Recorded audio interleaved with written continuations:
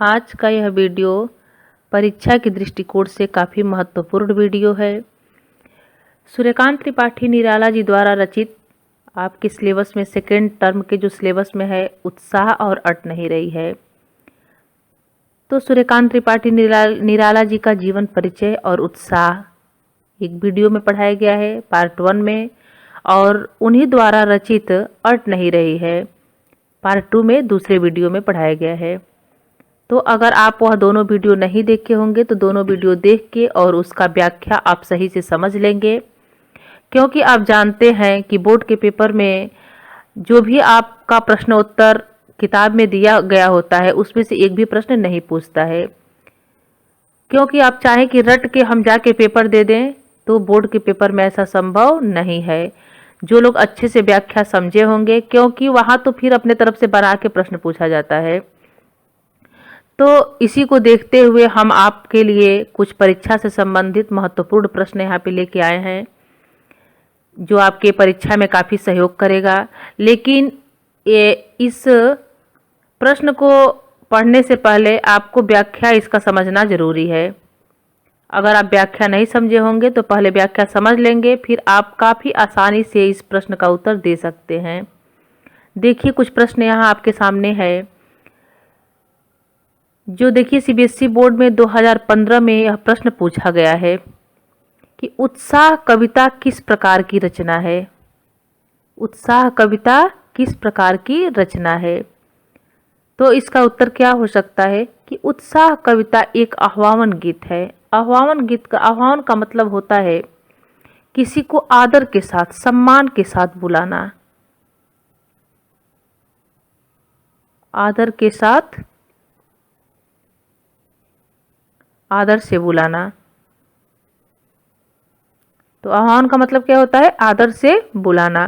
तो यहाँ उत्साह कविता में बादल को बड़े ही आदर से बुलाया जा रहा है। एक वह आह्वान गीत है, यानी बादल को बुलाया जा रहा है सम्मान के साथ, जिसमें कवि बादलों का आह्वान कर रहा है कि वे जोर से बरसकर तपती हुई धरती को शीतल कर दे।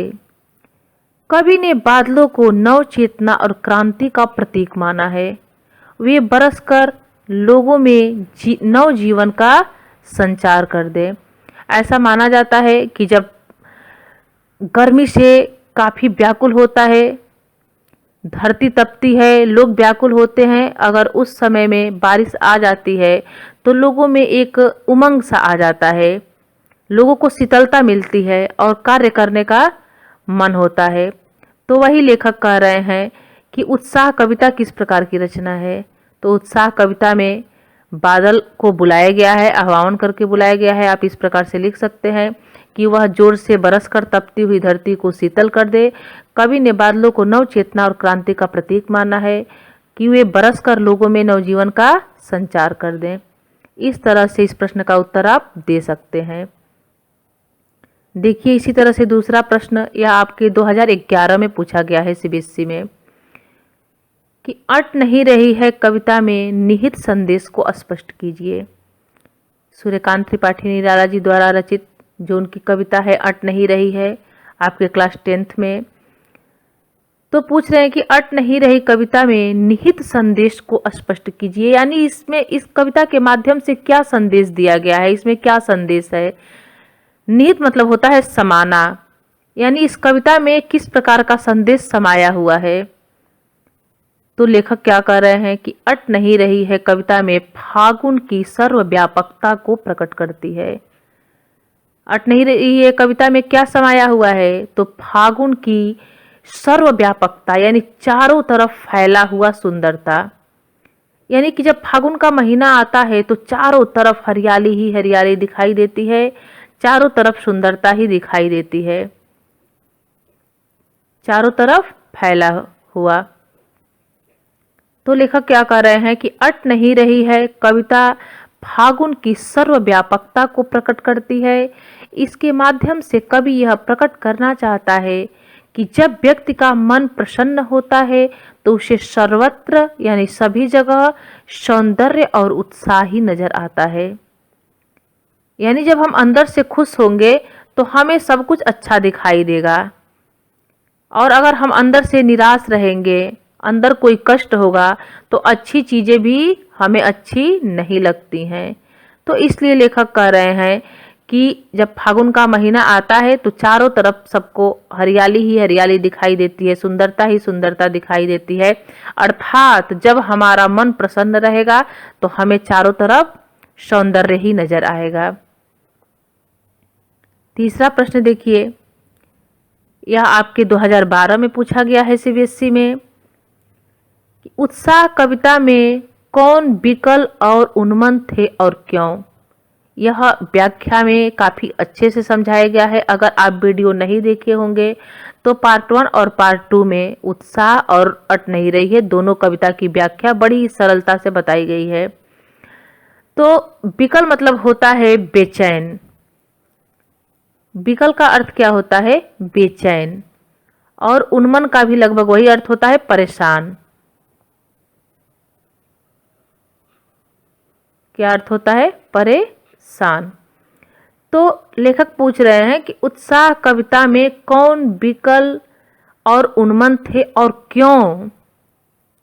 तो उत्साह कविता में संपूर्ण संसार के लोग विकल और उन्मत्त थे, क्योंकि निरंतर बढ़ती हुई गर्मी लोगों की व्याकुलता को बढ़ा रही थी।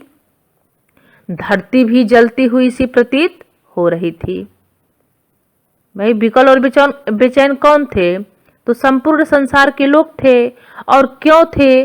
क्योंकि गर्मी बहुत ज़्यादा थी और वह लोगों की व्याकुलता को बढ़ा रही थी और गर्मी से धरती भी काफ़ी जल रही थी, इसलिए संपूर्ण संसार के लोग विकल और बेचैन थे।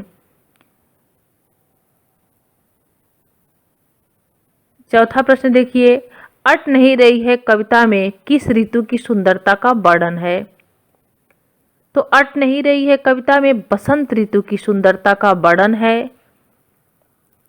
इस ऋतु में चारों ओर प्राकृतिक सुषमा यानी प्राकृतिक सौंदर्य बिखरी हुई होती है। सर्वत्र आनंद और उल्लास का वातावरण होता है। अगर आप चाहें तो यह सारे प्रश्न जो हैं यह परीक्षा की दृष्टिकोण से काफ़ी महत्वपूर्ण हैं। आप अपने नोटबुक में इसे नोट कर सकते हैं, इसका नोट्स बना सकते हैं नहीं बल्कि बना लीजिएगा, क्योंकि यह काफ़ी काम आने वाला है। पांचवा और अंतिम प्रश्न आप देख लीजिए, यह भी 2012 में पूछा गया है सीबीएसई में। कवि निराला के अनुसार बादल कौन सी संभावनाओं से युक्त है? तो इसका सही उत्तर होगा कि कवि निराला के अनुसार बादल नवजीवन, नवचेतना और शीतलता प्रदान करने वाली संभावनाओं से युक्त है। तो इस प्रकार से अगर जब तक आप व्याख्या नहीं समझेंगे तब तक कहीं से भी प्रश्न बना के पूछा जाएगा, आप बता नहीं पाएंगे। तो अगर आप दोनों वीडियो नहीं देखे होंगे तो देख के व्याख्या को समझ लीजिएगा, और इसके बाद यह जो भी प्रश्न है यह काफ़ी महत्वपूर्ण है परीक्षा के दृष्टिकोण से, इसको समझ के और नोटबुक में नोट जरूर कर लीजिएगा।